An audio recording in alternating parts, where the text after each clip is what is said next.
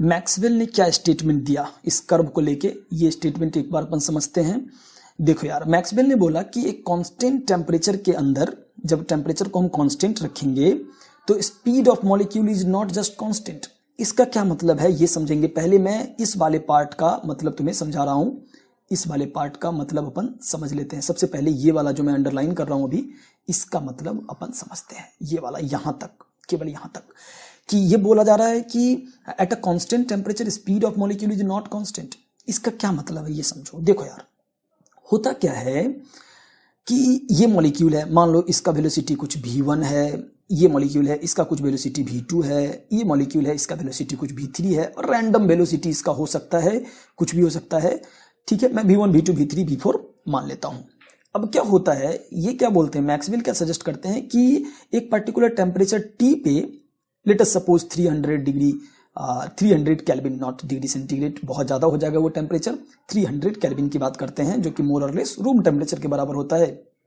तो यहां पे अपन आते हैं, इसमें तुम देखो यार, ये जो तुम्हारा v1 है, v2 है, v3 है, v4 है, ये क्या होगा, क्या ये इस मॉलिक्यूल के साथ ये v1 स्पीड हमेशा के लिए लग जाएगा? क्या कहने का मतलब है कि क्या इस मॉलिक्यूल के पास हमेशा ही v1 स्पीड होगा? The answer is no. होगा, ऐसा कुछ होगा कि ये जाएगा, इससे टक्कर खाएगा। ये मॉलिक्यूल गया, इस वाले चीज दीवार है हमारा, वॉल है, वॉल से टक्कर खाया, टक्कर खाने के बाद इसका वेलोसिटी जो है वो कुछ v2 हो गया होगा, या v1 कुछ डैश हो गया होगा। v2 हमने इसको कंसीडर कर लिया, v1 डैश हो गया होगा। ये गया, इससे टक्कर खाया, टक्कर खाने के बाद इसका v1 डैश हो गया होगा। तो अब क्या हो रहा है, मान लो कि ये जो है ना, ये एक फ्रैक्शन रिप्रेजेंट कर रहा था इधर पे। लेट अस सपोज कि यहां पे ये फ्रैक्शन रिप्रेजेंट कर रहा था। ओके, तो मान लेते हैं कि ये जो फ्रैक्शन है वो यहां पे रिप्रेजेंट कर रहा था। ये v1 है और इसकी करस्पॉन्डिंग कुछ फ्रैक्शन है अपने पास, some fraction, let us suppose कुछ n1 divided by n total, ये फ्रैक्शन है अपने पास। फाइन। तो अगर मान लो कि ये बंदा गया, इससे टक्कर खाया और इसका स्पीड चेंज हो गया। अब मैं बोल रहा हूं कि इसका स्पीड v1 ना रहा, v1 डैश हो गया। अब मैं क्या बोल रहा हूं कि इसका स्पीड v1 ना रहा, v1 डैश हो गया। तो क्या v1 डैश हो गया तो ये मॉलिक्यूल का, अब जो ये मॉलिक्यूल का पोजीशनिंग था जो हमने इस कर्व में यहां रखा था, तो ये क्या यहां पे आ जाएगा? The answer is no. ऐसे अगर होगा तो फिर ये कर्व डायनामिक हो जाएगा, मतलब कभी ऐसा है, कभी ऐसा जाएगा, कभी किसी तरीके से जाएगा। मतलब क्या है कि प्रत्येक मॉलिक्यूल का वेलोसिटी हमेशा चेंज हो रहा है। इसका भी वेलोसिटी इधर गया, टक्कर खाया, वापस आ रहा है, इसका वेलोसिटी v4 डैश हो गया। लेट ये गया, इधर से आया, टक्कर खाया, ये गया इधर से टक्कर खा के वापस आएगा, इसका वेलोसिटी चेंज हो गया। इसका वेलोसिटी अगर चेंज हो गया तो फिर क्या ये जो शेप है वो कांस्टेंट नहीं रहेगा? अब ये वेलोसिटी चेंज कर रहा है तो फिर ये वाला जो पोजीशनिंग है वो इधर हो गया, ये वाला जो पोजीशनिंग है वो कहीं और चला जाएगा, ये वाला पोजीशनिंग कहीं और चला जाएगा, राइट? तो ये ऐसा नहीं होता, ये तो शेप कांस्टेंट ही रहता है। ऐसा क्यों होता है, कांस्टेंट क्यों रहता है, वो अपन आगे समझेंगे। तो ये क्या कह रहा है मैक्सवेल ने, at a constant temperature speed of the molecule is not constant.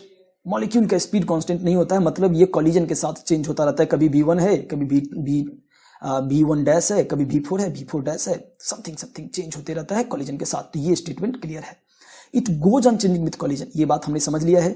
However the fraction और the percentage of molecule between a particular speed range is constant for a constant temperature. अब क्या बोला जा रहा है ये समझो। अब हो क्या रहा है, हो ये रहा है कि अगर ये बंदे के पास, इस बंदे के पास यहाँ v1 स्पीड था पहले से, ये गया, इससे टक्कर खाया और फिर ये v1 डैश से वापस आ रहा है, तो इन द मेन टाइम क्या हुआ होगा कि late us suppose this molecule, ये मॉलिक्यूल इधर से गया होगा, इसका कुछ वेलोसिटी मान लो कि लेट अस सपोज v3 और समथिंग v3 था, ये इधर से टक्कर खाया, ये वापस आया v3 डैश के फॉर्मेट में और इसको टक्कर लगा दिया, इसके साथ मॉलिक्यूल के साथ कॉलिजन हो गया। अब मैं क्या देख रहा हूं, अब हम क्या देखेंगे यहां पे कि यार ये जो मॉलिक्यूल है ना, इसका वेलोसिटी v1 हो गया। मतलब क्या हुआ, मतलब ये हुआ कि इसका वेलोसिटी पहले v1 था, ये टक्कर खाया, v1 चेंज हो गया v1 डैश में। ऐसे ही दूसरों लोगों में टक्कर हो रहा था इंटरनली, और दूसरे टक्कर के दौरान एक मॉलिक्यूल जिसका पहले से वेलोसिटी v1 नहीं था, उसका वेलोसिटी अब v1 हो गया। सिमिलरली अगर v3 इधर से जा रहा है, इधर से आने वक्त इसका वेलोसिटी चेंज हो गया, तो ये किसी और का वेलोसिटी जो है वो v3 हो जा रहा होगा इंटरनली।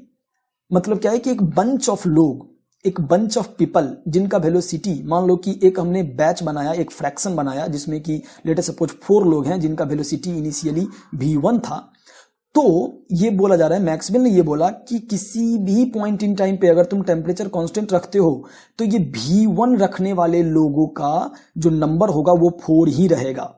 ये है इनका स्टेटमेंट। आई थिंक तुम्हें समझ में आ रहा होगा। एक बार और अपन देखते हैं।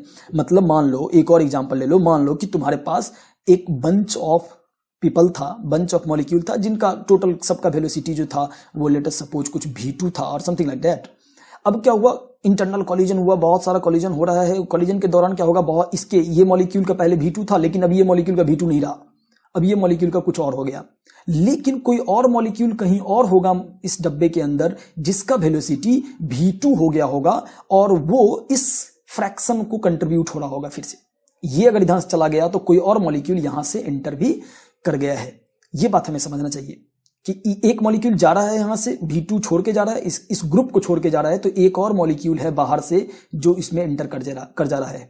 कोई और मॉलिक्यूल आके यहां एंटर कर जा रहा है, लेकिन ये फ्रैक्शन जो है, लेट अस सपोज इस फ्रैक्शन को हमने x1 से रिप्रेजेंट कर दिया है, ये फ्रैक्शन फिक्स रहेगा। यही मैक्सवेल बोल रहे हैं अगर टेम्परेचर हमने चेंज नहीं किया है तो। आई थिंक कि तुम्हें ये बात समझ में आई होगी।